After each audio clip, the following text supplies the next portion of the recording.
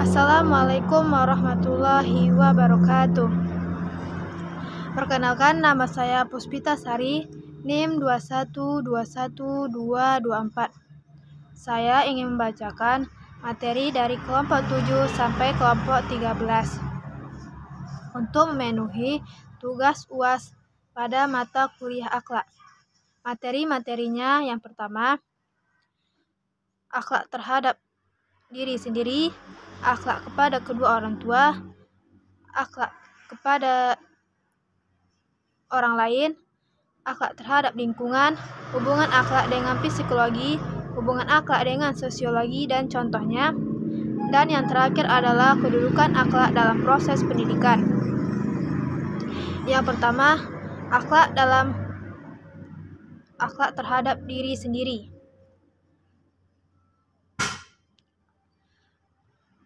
Akhlak dalam bahasa Arab berasal dari kata khuluq yang berarti perangai, tabiat, ataupun tingkah laku. Secara etimologi, akhlak adalah tingkah laku seseorang yang didorong untuk sesuatu keinginan yang dilakukan oleh seseorang. Akhlak terhadap diri sendiri adalah sikap seseorang terhadap diri pribadinya, baik itu jasmani, rohani, maupun sifat. Kita harus berlaku adil terhadap diri kita sendiri dan jangan memaksakan diri kita untuk tidak berbuat baik ataupun hal yang tidak baik, dan apalagi itu menyangkut tentang jiwa. Rasulullah SAW bersabda, yang artinya, aku diutus tidak lain untuk menyempurnakan akhlak mulia. Hadis riwayat Baihaqi. Cara memelihara akhlak terhadap diri sendiri. Yang pertama, istiqomah.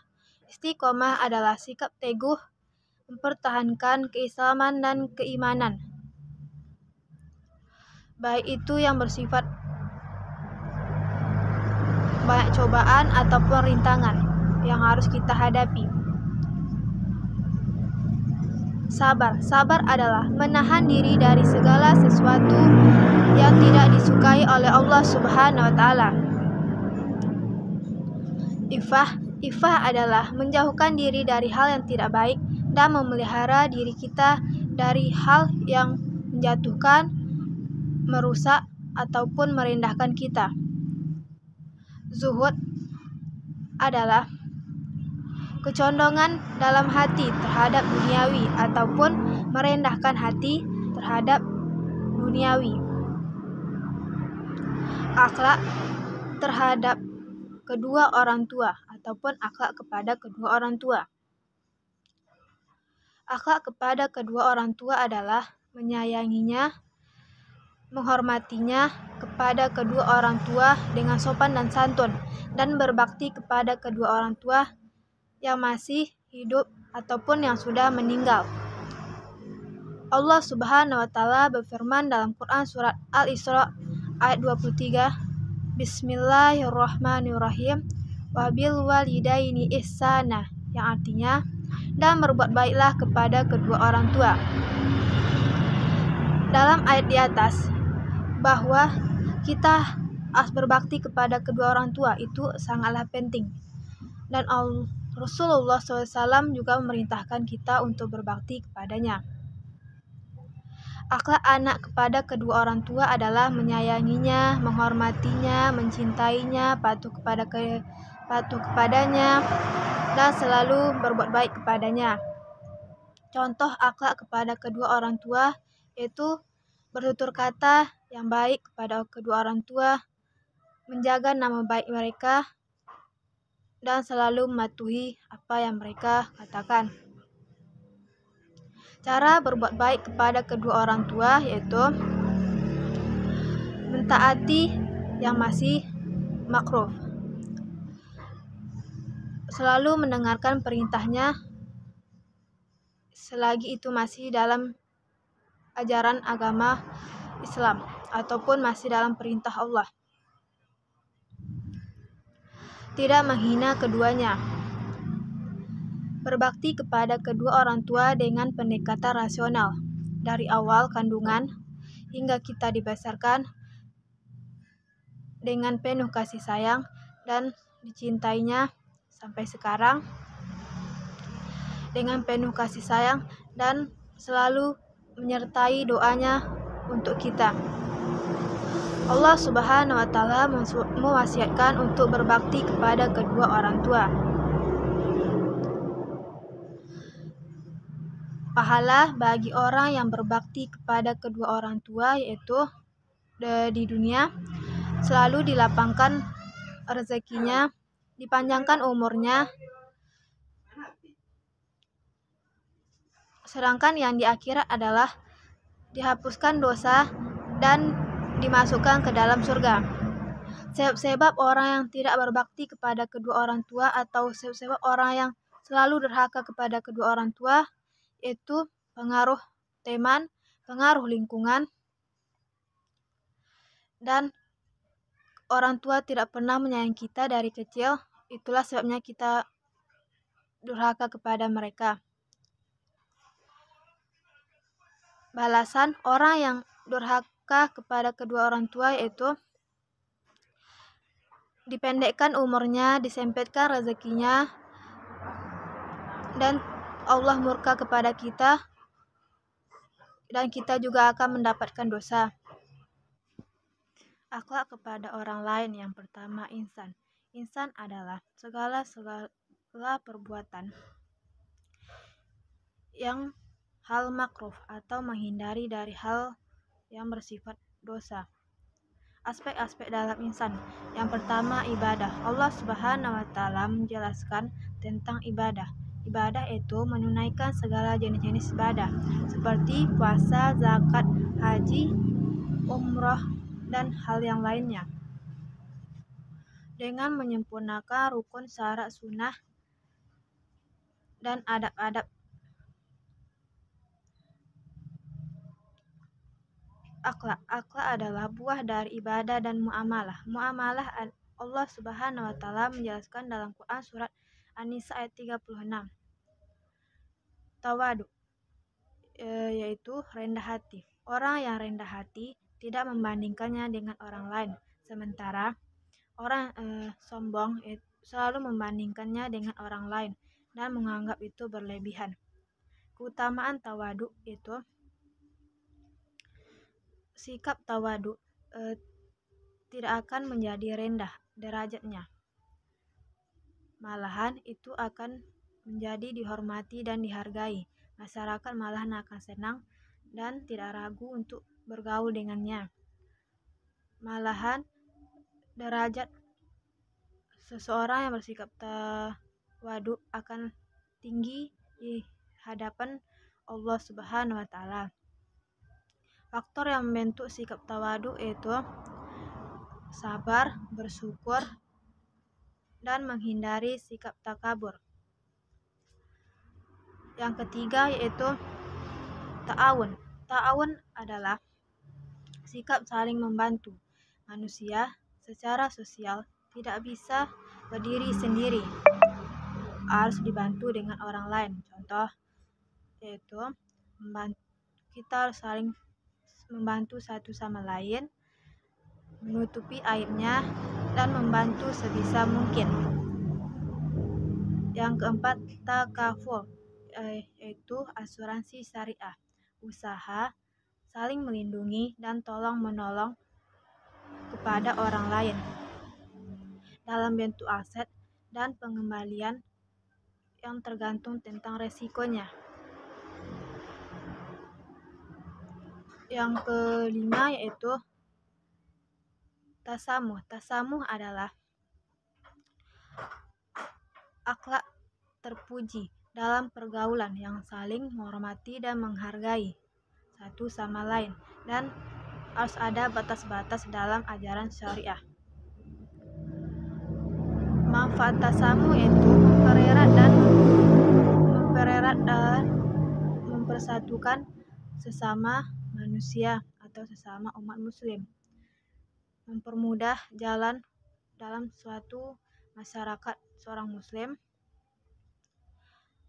Ukhuwah yaitu konsep pergaulan.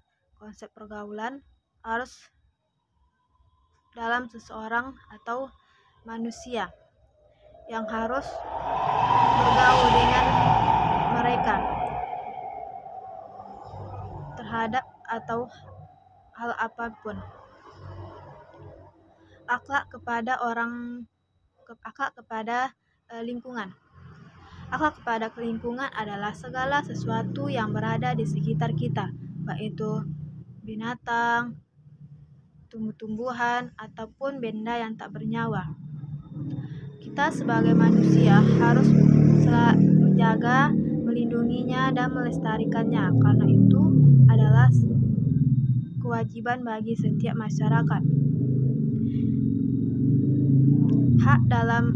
Karena dalam etika, hak dan kewajiban itu sangat dipentingkan dalam suatu keluarga ataupun dalam suatu masyarakat.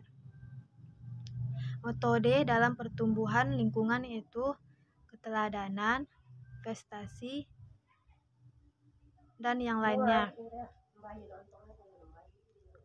Macam-macam jenis ataupun dalam hal lingkungan. Yang pertama, lingkungan keluarga. Itu kita harus memanfaatkan segala yang ada di depan ataupun di sekitar rumah kita. Yang kedua yaitu tentang masjid. Kita harus tidak boleh membuang sampah di sekitarnya, dan kita harus menjaga apapun yang ada di sekitar masjid itu. Yang ketiga itu hewan. Kita harus menjaganya, melindunginya, dan memberikannya makan ataupun minum. Yang keempat, fasilitas umum, yaitu kita harus menghormati dan menghargai apapun yang ada di dekat tempat tersebut, tidak boleh merusaknya, dan kita harus mempergunakannya dengan baik. Tumbuh-tumbuhan, tidak boleh merusaknya ataupun memotongnya ataupun merusak hal tersebut. Urgensi dalam akhlak terhadap lingkungan itu kita harus menjaganya, tidak boleh merusaknya dalam hal apapun yang ada di sekitar kita. Kita harus melindunginya, menjaganya apapun, dan kita harus merawatnya. Yang kelima yaitu hubungan akhlak dengan ilmu psikologi. Ilmu akhlak adalah masalah kejiwaan, bukan masalah perbuatan. Sementara yang tampak adalah tentang perbuatan. Itu adalah salah satu tanda atau gejala akhlak. Psikologi adalah sifat yang secara mendalam mempelajari tentang mental, perbuatan, ataupun pikiran. Manfaat ataupun fungsi mempelajari ilmu psikologi adalah menjelaskan apa, bagaimana, kenapa perilaku tersebut terjadi, perbuatan tersebut terjadi. Dengan penjelasan tersebut yang bersifat tentang deskripsi ataupun deskriptif.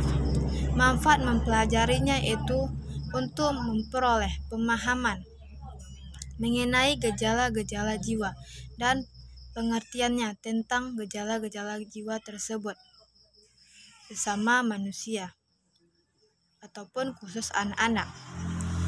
Yang kedua itu untuk mengetahui pemahaman gejala-gejala jiwa.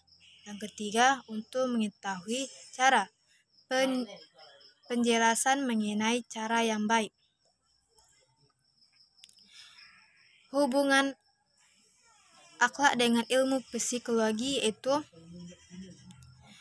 dilihat dari segi objek ataupun studinya.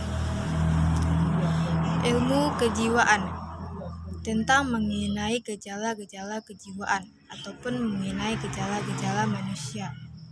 yang bersifat kejiwaan. Dengan masalah kejiwaan tersebut, kita juga mengetahui tentang sifat-sifat psikologi yang ada ataupun yang dimiliki oleh seseorang. Ilmu akhlak adalah ilmu yang kokoh. Tentang pemahaman tersebut, ilmu akhlak adalah ilmu yang bersifat wawasan ataupun bernuansa Al-Quran. Yang keenam yaitu hubungan akhlak dengan sosiologi dan contohnya. Sosiologi adalah perbuatan tentang cara mempelajari perbuatan yang lain. Hubungan akhlak dengan ilmu sosiologi yaitu adalah dengan penjelasan ataupun penjelasan memperoleh kajian tentang ilmu akhlak.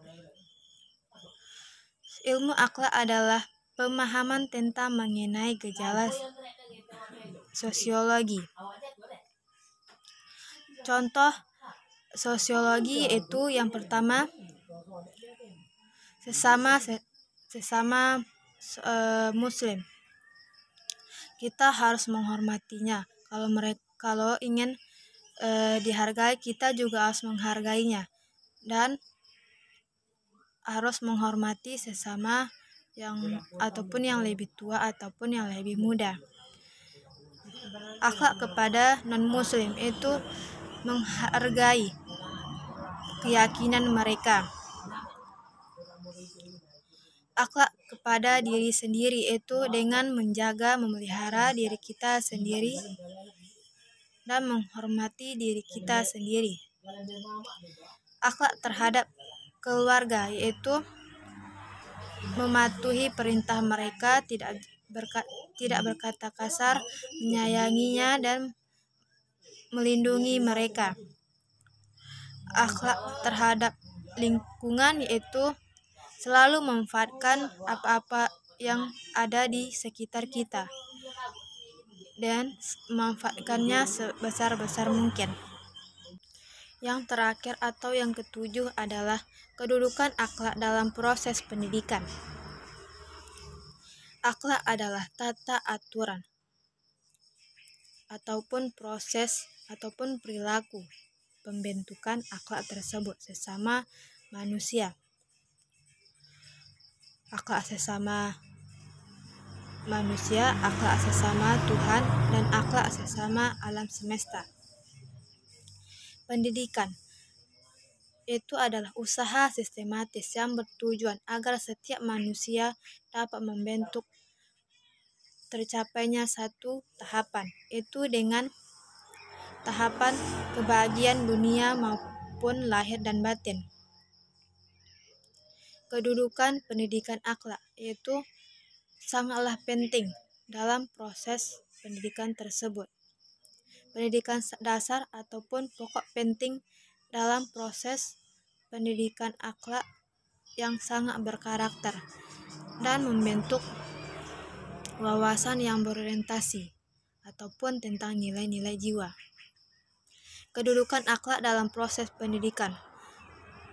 Pentingnya kedudukan akhlak dalam proses pendidikan itu tentang hal yang sangat penting yang kita bisa pelajari tentang mengenai proses pendidikan, yaitu mengenai adab ataupun tingkah laku terhadap guru,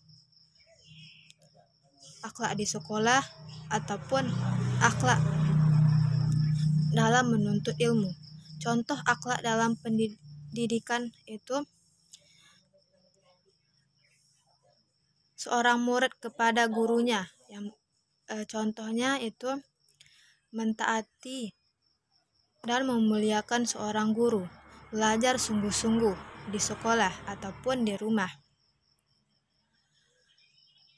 Guru terhadap muridnya itu contohnya adalah selalu menyayanginya dan mengajarkan yang baik kepada seorang murid.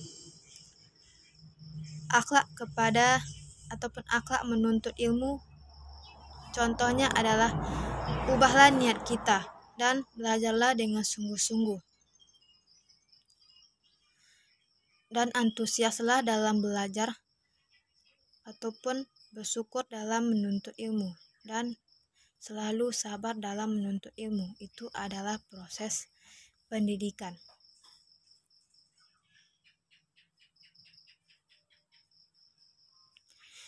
Itulah penyampaian dari saya.